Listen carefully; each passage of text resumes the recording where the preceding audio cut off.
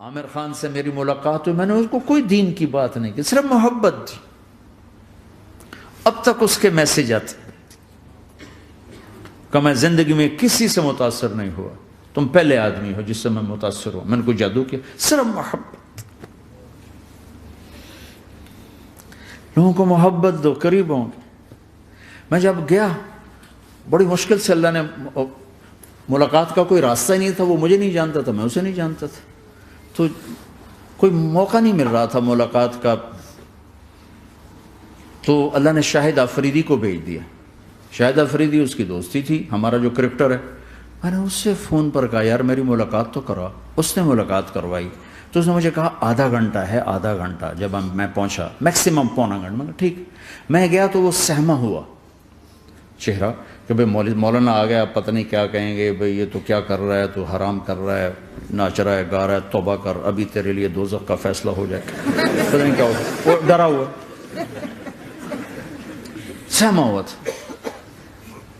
تو میرا ایک دور کالج لائف تھا، میرے اللہ نے مجھے ہدایت دی، اور میں 3 دن کے لیے میں اس دوست کو، اس کی نسلوں کو دعائیں دیتا ہوں جو مجھے زبردستی پکڑ کے لے گیا۔ نہ میرا تبلیغ سے کوئی تعلق، نہ واسطہ، نہ میں کوئی ان سے متاثر۔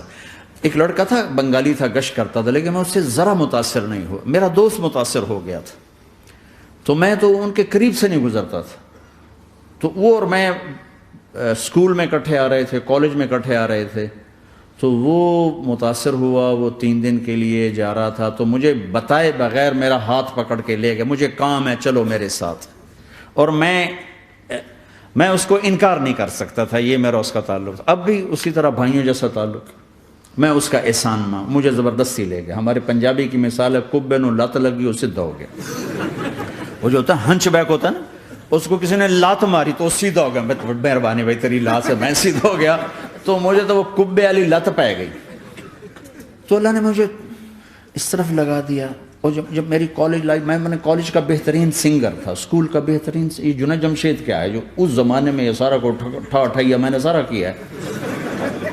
تو اب وہ بیچارہ ایسے بیٹھا ہوا، تو میں نے اس سے بیٹھتے ہی فلموں کی باتیں شروع کر دی۔ اور تھوڑی دیر بعد کہ میں نے محسوس کیا کہ فرام 60 to 72 جو فلم انڈسٹری کو جتنا میں جانتا تھا اتنا وہ نہیں جانتا تھا۔ تو اس کے اوپر میرے علم کا روپ پڑ گیا، اس کی لائن کا علم تھا نا۔ تو حیران پریشان، یہ واز تو ہو نہیں رہا، تو کبھی دلیپ کمار کی باتیں شروع ہو گئیں، کبھی راج کپور کی شروع ہو گئیں، اور کبھی محبوب صاحب شروع ہو گئے، کبھی مدن موہن شروع ہو گئے۔ وہ آدھا گھنٹہ تو یوں ہی گزر گیا۔ تو آدھے گھنٹے کے بعد میں نے کہا جی ہمارا تو ٹائم اوور کا نہیں، اٹھیں چلے ادھر چل کے بیٹھتے ہیں۔ وہ کھانے کی ٹیبل پر تھے تو ہم وہاں جا کے بیٹھ گئے، پھر وہیں باتیں شروع ہو گئیں۔ جب اس کا سارا خوف دور ہو گیا اور ریلیکس ہو گیا، اس میں پونے گھنٹے سے 50 منٹ گزر گئے تھے، تو پھر میں نے کہا عامر بھائی آپ حج پہ آئے ہیں، اگر آپ اجازت دیں تو آپ کو اپنے نبی کا حج سنو۔ کہنے لگا ہاں جی ضرور سنائی۔ پھر میں 1.25 گھنٹہ بولتا رہا، اور وہ ایسے کر کے یہاں سے وہ یوں نہیں ہوا، 1.25 گھنٹہ ایسے بیٹھ کے یوں سنتا، ہلا نہیں اپنی جگہ سے۔ لوگ محبت کے بھوکے ہیں، تم فتوے دینا شروع کر دیتے۔ 2 گھنٹے کی ملاقات کے بعد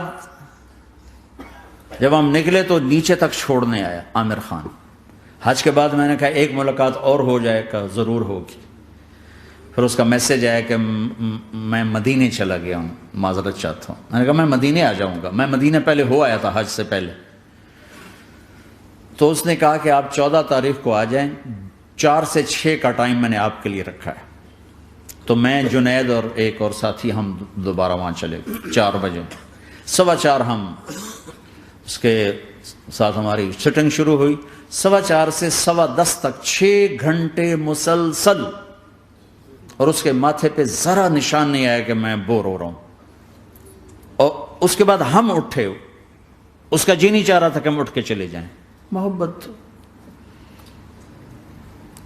پھر ایک امتحان پڑ گیا، میں اجتماع میں تھا رائمنڈ کے پچھلے سال، اس کا میسج آ گیا میری فلم تلاش آ رہی، اس کی کامیابی کی دعا کرو۔ اے چنگی بڑی. میں کہا اب کیا کروں؟ جواب دینا بھی ضروری، دعا بھی نہیں ہو سکتی، کیا کروں؟ تو جب وہ میسج آیا تو میرے سامنے کوئی 10-12 علماء بیٹھے تھے. میں نے کہا بھائی یہ میسج ہے، اس کا جواب. کہا جی یہ ہمارا فیلڈ نہیں تمہارا ہے، تو ہی جواب دے. میں سارا دن سوچتا رہا، مجھے کوئی جواب سمجھ میں نہیں آیا کہ جان بھی بچ جائے، جواب بھی چلا جائے. پھر اگلا دن بھی گزر گیا، مجھے کچھ سمجھ میں نہیں آیا. میں عصر کا وضو کر رہا تھا، ایک دم اللہ نے ایک مضمون دل میں ڈالا. تو میں نے فوراً بیٹھ کے اس کو میسج کیا کہ عامر بھائی، جو کریٹو ہوتا ہے نا ذہن، یہ اللہ کسی کسی کو دیتا ہے. تخلیقی ذہن یہ اللہ تعالیٰ کسی کسی کو دیتا ہے، ہر ایک کو نہیں دیتا. اور یہ اللہ کی بہت بڑی عطا ہوتی ہے. اور میں نے تمہارے ساتھ جو وقت گزارا اس میں میں نے دیکھا کہ اللہ نے تمہیں تخلیقی ذہن دیا ہے، تم کریٹر ہو. اور جو لوگ اس ٹائپ کے ہوتے ہیں وہ کامیابی ناکامی کی پرواہ نہیں کرتے، وہ اپنے کام سے کام رکھتے ہیں. آپ کا بھائی. تو فوراً اس کا میسج آیا، آپ ٹھیک کہہ رہے ہیں، آپ ٹھیک کہہ رہے ہیں. بات ہو گئی. پہ میں تھا ہانگ کانگ، میں نے وہاں سے اس کو میسج کیا. دیکھو کسی مصروف آدمی کو براہ راست فون نہ کیا کرو، میسج کیا کرو کہ میں آپ کو فون کر سکتا ہوں، چونکہ میں اس کا بہت ستایا ہوا، بہت ستایا. تو میں نے اسے میسج کیا کہ میں طارق جمیل ہانگ کانگ میں آپ کو فون کر سکتا ہوں، میں آپ کو فون کر سکتا ہوں. میں ہمیشہ اسے، اب بھی میرا فون پہ رابطہ ہے، میں پہلے اسے میسج دیتا ہوں میں آپ کو فون کر سکتا ہوں. اگر اس کا جواب نہ ہے پھر میں نہیں کرتا ہوں. کبھی وہ خود کر لیتا ہے، کبھی وہ میسج دے دیتا ہے کال کر لیں. تو تھوڑی دیر بعد اس کا فون آ گیا، کیونکہ میں اس وقت دلی میں ہوں، کانفرنس میں تھا. تو میں نے آپ کا میسج دیکھا تھا، میں اٹھ کے باہر آ گیا ہوں، ابھی آپ سے بات کر کے پھر میں جاؤں گا. تو اسے باتیں کرتے کرتے کہنے لگا آپ کی دعا سے میری فلم کامیاب ہوگی. میں کہا یا اللہ میں کوئی نہیں کی تھی تینوں.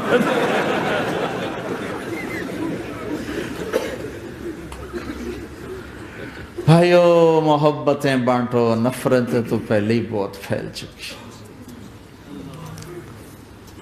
نشہ پلا کے گرانا تو سب کو آتا ہے، مزہ تو تب ہے کہ گرتے کو تھام لے ساتھ.